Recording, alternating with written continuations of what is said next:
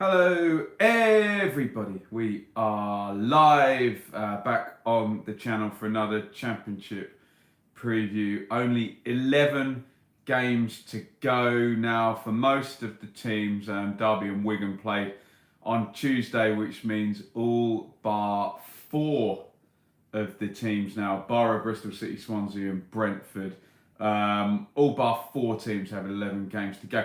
And it's another one of these 3-game weeks incoming. So look, by this time next Saturday, Sunday, 8 games to go, then it really is the home straight.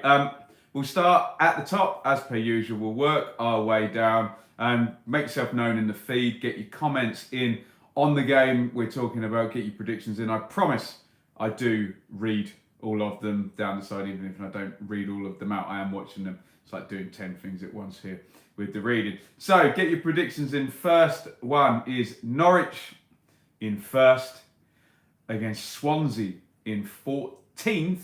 I'm going to be at this one tomorrow night. Very much looking forward to it. Norwich really closing in on promotion now. If they win this game, it will be 6 wins in 7 at an absolutely vital time here. And with it being the Friday night game, they're going to be 7 points ahead of Sheffield United temporarily with 10 to play pretty much. Daniel Farker with pretty much a full strength 16 to play with now. And it's interesting because he's sticking with the people that got him there. So Zimmerman and Godfrey are being retained in defence despite the fact that Closer is back on the bench. McLean and Tribal started the last game with both Leitner and Vrancic on the bench. Perhaps with it being a 3-game week, maybe you might see a little bit of rotation there. But the key for Norwich, I just had a look before we went live. The front 4, Hernandez, Stiepermann, Buendia, Pukki, have started the last 8 games. They've started every single one, and Norwich have won 6 and drawn one of those games, losing the other one, obviously. When those front 4 play, Norwich pretty much win. I'll do the stats properly, but I'd like to see it through the season when that configuration, Buendia, Hernandez, Stiepermann, Pukki, is on. Norwich just win. They really do. Canaries announced sales of 21,500 season tickets for next season. So I think the fans realise that the promotion is pretty close to happening, other than a Devon Lock style collapse. We were talking on the show on Tuesday. 6 wins from 11 games is going to be 87 points. Swansea, they took their time beating 9-man Bolton in their last game. Missed a penalty kick in that one. No away wins in their last 4. I've seen both teams a couple of times. They're both open, but one team is a lot better than the other. You just, at this moment now, the momentum, everything is with Norwich, other than a bad injury to one of those front 4. It's just a matter of time now, really. Norwich just need to keep doing what they're doing. They've continually created lots of chances and conceded not many chances now for 6 or 7 months. They are a very good team. So I think all the predictions I had down the side were pretty much home win. So I've got to say, home win for Norwich. We haven't seen any sense of them tensing up yet. They look the most relaxed out of those 3 at the top. I saw Leeds tense up at QPR. I saw the Blades tense up at Sheffield Wednesday. So Norwich, keep relaxed. Keep that front 4 on the pitch. They should be promoted with a couple of games to go, I would imagine. Game number 2, Leeds. Despite the Leeds are falling apart narrative, they're actually in pretty good form. Sorry, did I say Bristol City in 6th versus Leeds in 2nd? that narrative came after their defeat at QPR. By the way, get your predictions in down the side. Bristol City versus Leeds. Help me out here. 3 wins in the last 4, though, for Leeds. And what Bielsa called their best performance of the season. They demolished West Brom 4-0 last Friday. I keep saying my narrative. Sheffield United and Norwich more consistent than Leeds, but Leeds capable of reaching that turbo Bielsa level that can just blow anybody away for that 20-minute period when they hit that. As usual with Leeds, we know the team already, so that's unchanged from last week. Clark and Forshaw still in the background recovering. Roof seems to have his boot off, his cast, whatever you call it, the moon boot thing that they wear, but I'm a bit worried that they're rushing him back a little bit too quickly. There's long-term implications here. Bristol City, the Lee Johnson streak was only 3 defeats, and then they came back with a draw last time. I don't know what to expect from Bristol City here. If I'm sitting on the fence, I'd go for a draw. I think Leeds are going to win. I think they're going to go there and win. I don't know why. I just can see that intensity from last week keeping up. A few people shouting for the draw in here. It's been fairly mixed in the feed, to be honest. So difficult one to call. Second away at 6th. Let's see how that one pans out anyway. Game number 3, Sheffield United in 3rd versus Rotherham in 22nd. I was at the Sheffield derby on Monday. Not the greatest game, but still check out my review of that on the channel. First of 3 nasty away games before they go to Leeds.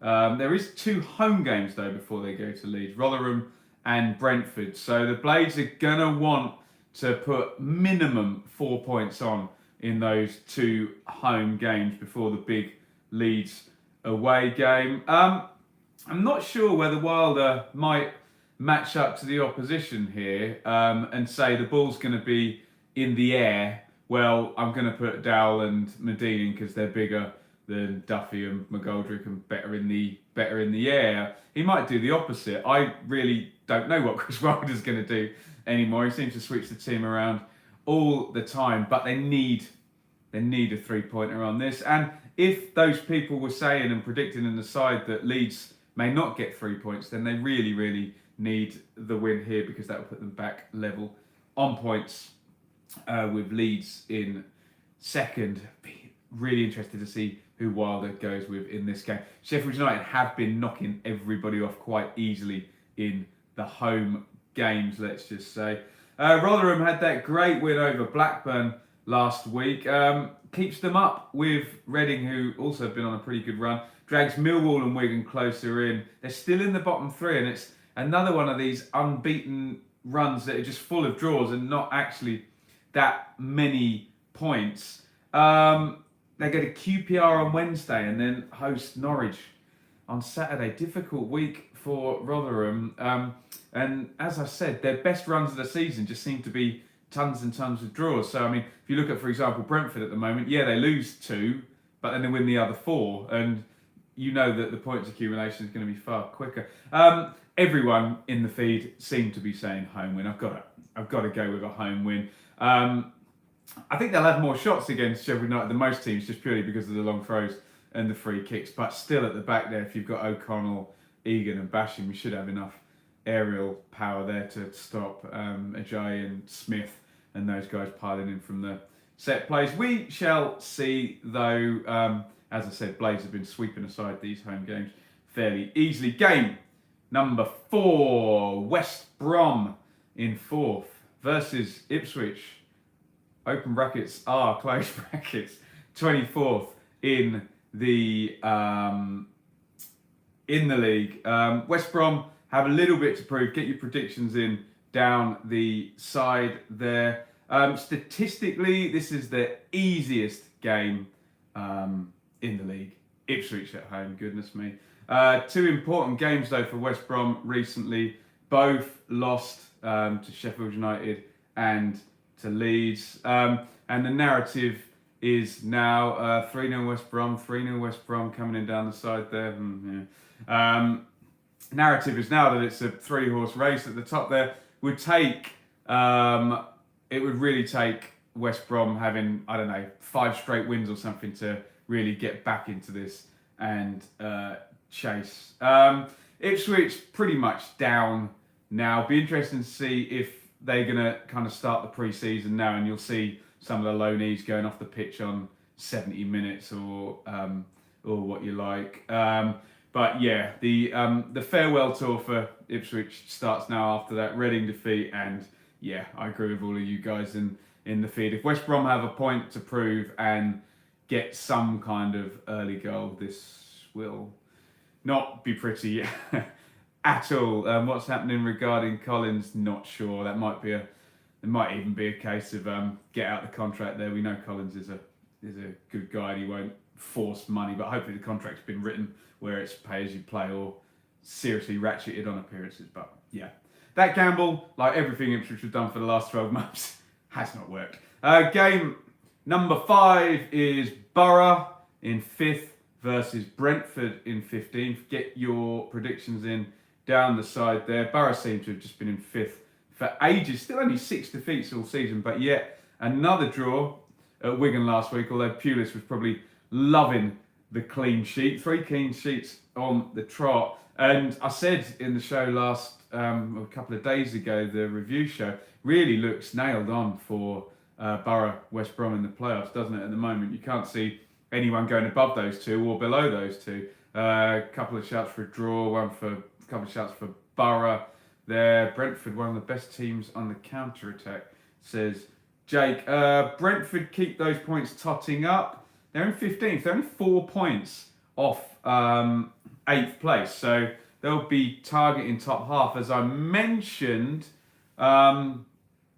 they have been losing, but it's win-win, loss, win-win, loss. So really, in good nick points-wise, Brentford, and they will likely have more possession than Boro in this one. It's just that key question, can they score away at Boro? I'm not sure they can. I'm going for a Boro win here. I think Boro are going to get another clean sheet and Pulis ball this one. And I don't know whether Thomas Frank has got the championship now yet to deal with these type of away games.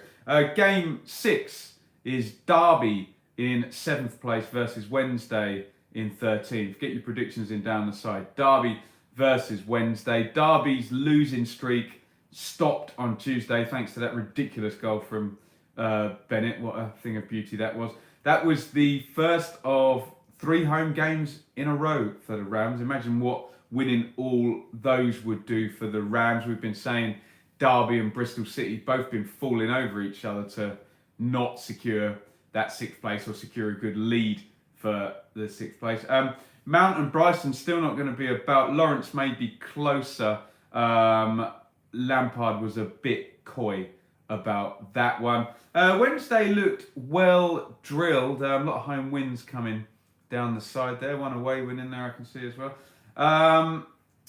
Excellent defensive record under Steve Bruce. He was really tweaking everything and shutting everything down. Maybe that was evidence that at Villa, when he was expected to play on the front foot and not react to other teams, didn't quite work. Looks fine for Sheffield Wednesday.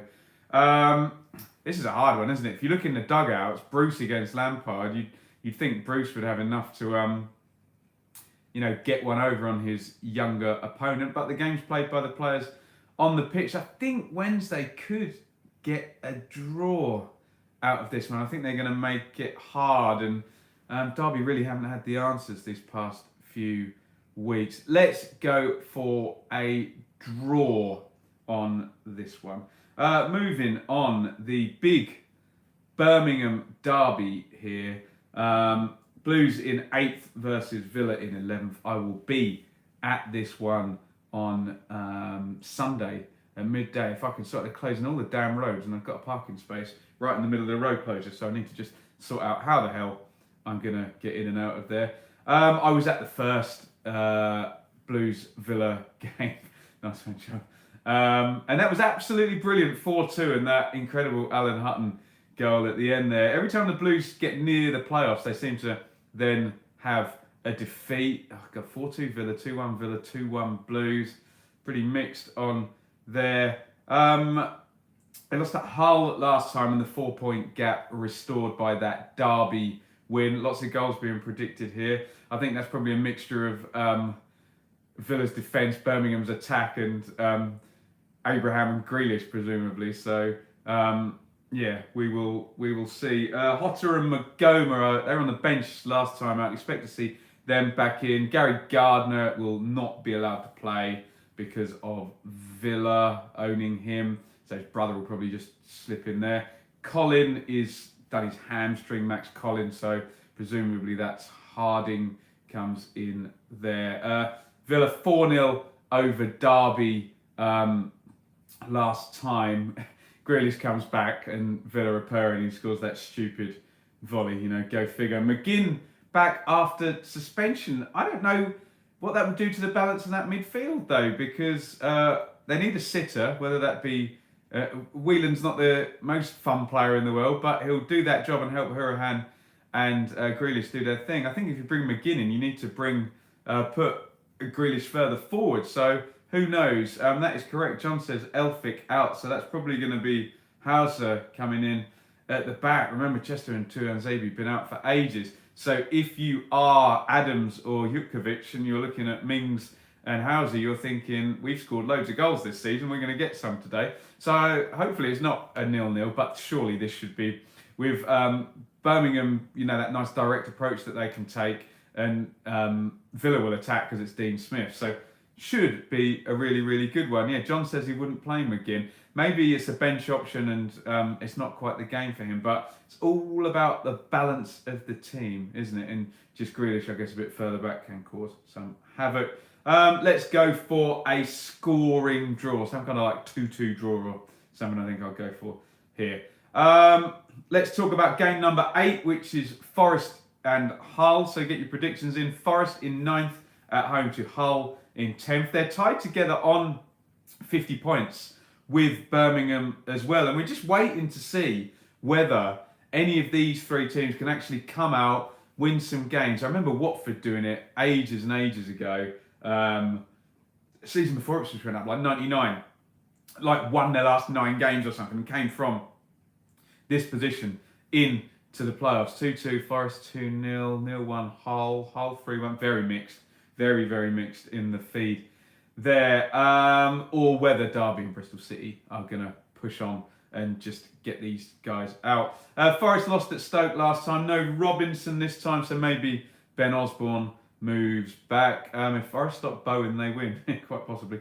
Some humorous action from Lewis Graben on Twitter. Some local journalist put a story about him having a disagreement on the training ground. And he actually went on Twitter and rubbished it, said it was absolute nonsense. He's had more injections, but I don't think you're going to see him playing there. And I think O'Neill's still preferring Daryl Murphy over Bonatini there in the absence of Graben. Hull had 1-2 on the trot. I said Hull will be on the beach. Lots of high-scoring games and a few defeats, but 2 home wins was Millwall and Birmingham in the midweek. No away win in 2019 for the Tigers. I saw Forest play at home to Derby a couple of weeks ago. It was very O'Neill, it was very squidged up, quite direct. Now we've got O'Neill and Bruce back in the division. You're going to get these teams that are tricky to play against. I think I agree with the Bowen sentiment. I'm going to back Forest for this one. I'm going to go for a home win for Forest in that one. I think I'm going to squidge that one out. Game 9, Blackburn in 17th versus Preston in 12th. Preston keep up their good form, sitting 12th spot, 9 games unbeaten, 2 points behind that little group I just mentioned of Hull, Forest and Birmingham, excuse me. Don't know why my eye is streaming. I haven't got my hair in it or something. For this Northwest derby, Preston have sold 7,300 tickets. That's a Leeds-esque away following, isn't it? There, it will certainly have a big game feeling. 3 people all coming with a Preston win there in the feed. Get your predictions in down the side. Often those games at Ewood do not have the big game feel. This certainly will. Blackburn, Mowbray not happy last week after defeat at Rotherham. So maybe some kind of back to basics type performance from them. No mistakes. Maybe Dak doesn't even start. We should have used off the bench, and he goes to just shut this one down. 5 defeats in the last 6. Mowbray really unhappy with the defending. I agree with most of the people in the feed. I just think with that backing, I know Leeds went there with a massive backing and lost. That was earlier in the season when Blackburn were on a bit of a better run. I think they're going to be scared of making mistakes. I think Preston are going to be ruled on. I think Preston are going to win this one. A similar thing at Bolton. They sold a whole shed load of tickets for that and got the win there. Right, 3 more to go. Game number 10 is QPR versus Stoke. Get your predictions in down the side for QPR Stoke. Not a lot of wins recently for these two. Stoke got one last time over Forest. Nathan Jones' second win as manager. A little 4-game unbeaten run to work from. Afobe back in the starting 11 and scoring last time out as Jones tries to find the players in that squad to fit what he was doing at Luton, that kind of diamond formation. Hasn't quite managed to do it yet. Bit of a muddle at Stoke squad-wise. A couple of draws in there and a QPR win in the predictions. Rangers had that horrible losing streak, then they beat Leeds, and then straight back to losing at Brentford and leaking goals. I don't think this is going to be a very entertaining game at all, and I think QPR are going to win it. I'd imagine it will be very, very tight. Neither team will have too much actual in the way of progressive football, and then Freeman will do something, or Voschelek with his running power will do something, and Rangers will get a goal and win 1-0 or something like that. So there you go. Nucky well, says Mr. H. So I'm going to go for QPR. If they win it, they'll win it 1-0. So something like that I can see happening. Right, we've got a couple of brilliant ones at the bottom here. Get your predictions in. Reading in 21st versus Wigan in 19th. Our standard mega game at the bottom. This is going to be great. Wigan sit 3 points above Reading. 4 draws in a row, but defeat in midweek at Derby ends that run. 3 of those games at home. The next 3 away. So this is the second of 3 away games in a row. We know what Wigan's away form is like. They could be in trouble at the end of this week. Reading did for Ipswich last week, and they're on a good run, but Oliveira now hamstring problem, and he's out for 4 weeks. And he was the guy where you'd be like, right, no, he's going to get 6 or 7 goals between now and the end of the season and keep them up. I think he was the X factor. They've pulled Millwall and Wigan in, so Wigan know a win can pull them back out of it, and Reading know that they could even make this between Wigan and Rotherham and move above Wigan. So I saw Wigan a couple of weeks ago. They weren't very good. I think Powell's coming back a bit to fitness. They look very slack up front as well. Clark didn't have a good game when I saw them there. God, I think Reading might win this one even without Oliveira, and I think it might end up being between different teams than I thought it was going to be. I thought between Reading and Rotherham the whole time. Let's go for a Reading win on that one. Reading for the win. Good little run. I think 9 points in the last 6, which down the bottom is actually Champions League form, considering how bad it's been down there. Last one, Bolton in 23rd versus Millwall in 20th. And again, Bolton could really, really stitch up Millwall down the bottom here. Get your predictions in down the side. Bolton v Millwall, excuse me. The Lions, 3 defeats on the bounce. Only 1 win in the last 9. And they've got sucked in again. They got those 9 points over New Year. Lots of love for Millwall, actually. Some predictions for them to be winning. Bolton announced more horrible issues here with the HMRC, and apparently they owe money to the police. There's one thing owing money to individual creditors, but when it's HMRC or the police, you're in a bit of bother. There, we know Millwall can score against anyone without even playing well because of Cooper, Hutchison, Williams, set play excellence, Wallace. We shall see. Some threat even that the police will pull out of this, but I don't think so. That Bolton win over Birmingham seems an isolated event. 1 win in 11 in the league for Bolton, who also lost last week. And I mean, they're not quite as certain down as Ipswich are, but they're right teetering. 7 points plus an inferior goal difference with 11 to go. They're on the bench. This will probably be a really, really unhelpful draw. I've said that loads of times. These teams can't beat each other. Maybe one team will get a late equaliser or an 85th minute equaliser.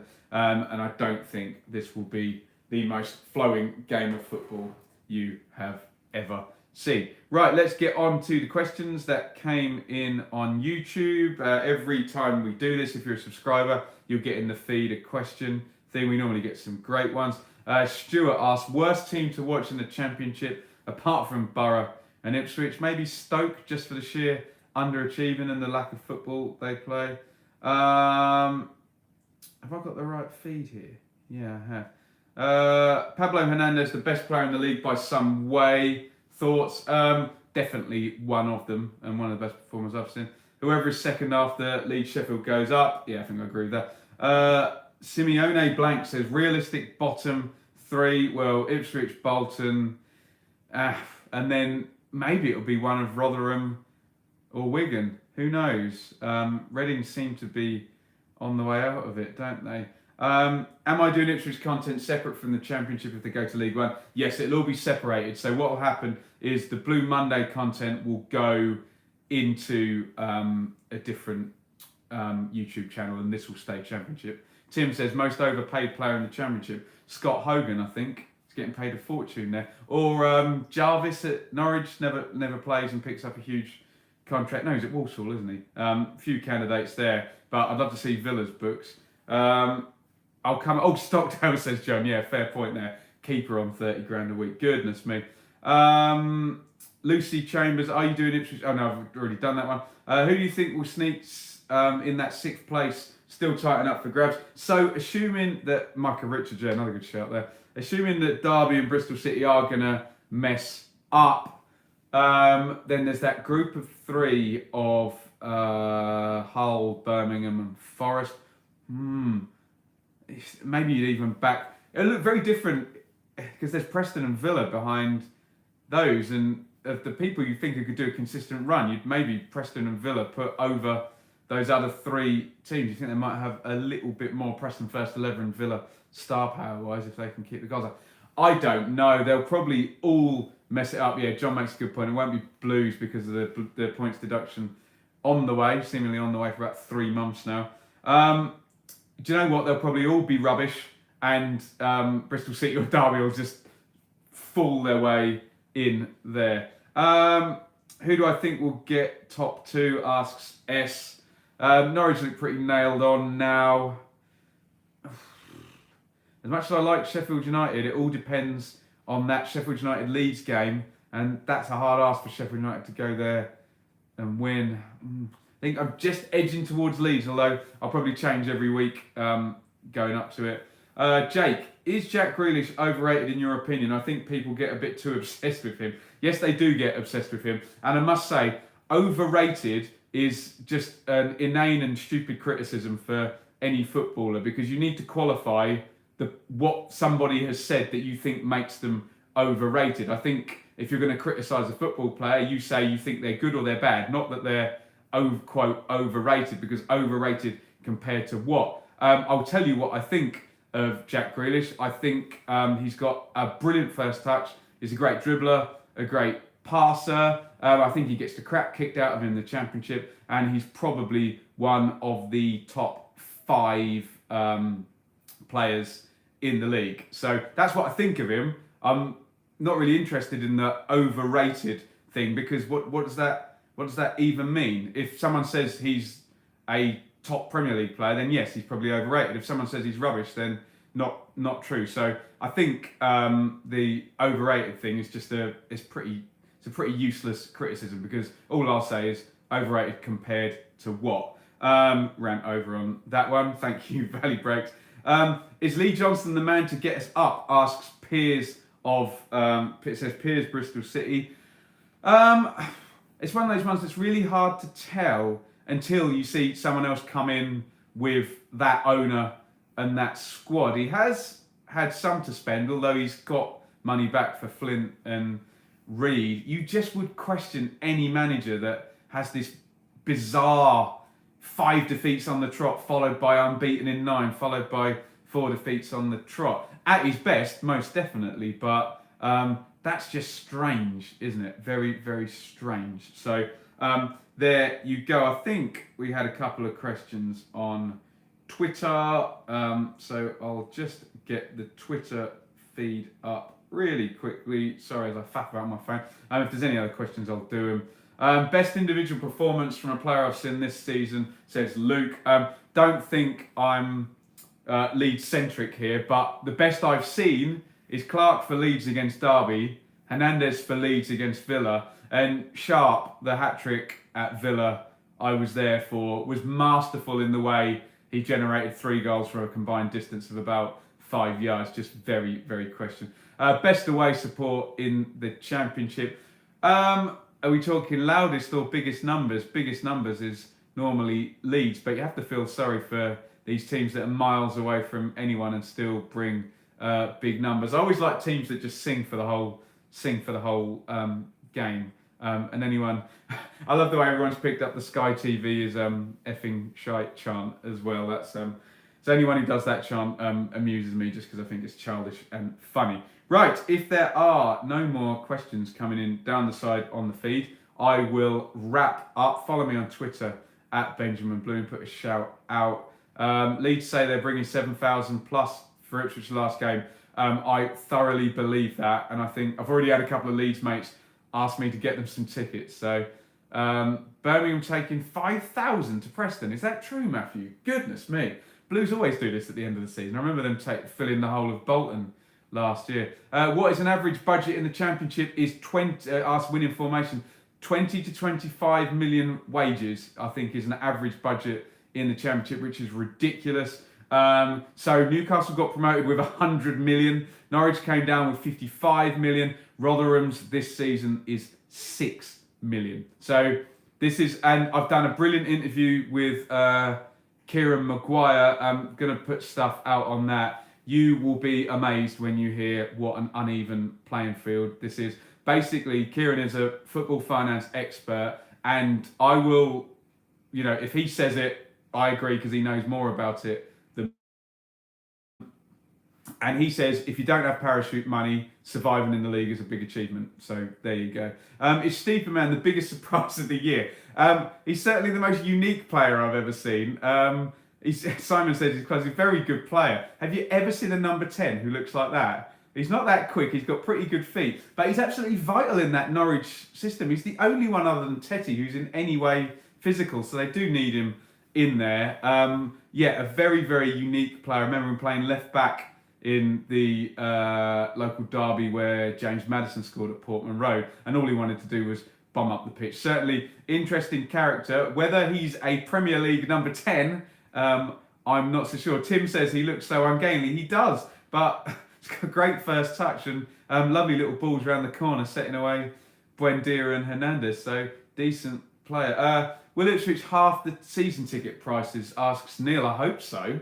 Paul Lambert's making noises to the effect of, I'll surrender my transfer budget to fill the stadium. So we shall see. Remember, when Ipswich go down, the TV money goes down from 7 million to 1 million. So there you go. Which January signing has made the most impact, says Benjamin? Probably Gary Medine, I would have thought. Give Sheffield United a real boost and a different option there. And they've used him quite cleverly. He's not as good as Mitrovic or as important, but if Sheffield United were to pip Leeds, you would look at Medine as the kick up the backside at the right time that they needed. So that, I know that might not be a popular opinion, but I think in the context of the story, also look down the bottom there. If Clark shoots Wigan to safety or Oliveira shoots Reading to safety, Rotherham didn't pick anyone, means that Villa done well, must admit, says John. They do like him very much there. So,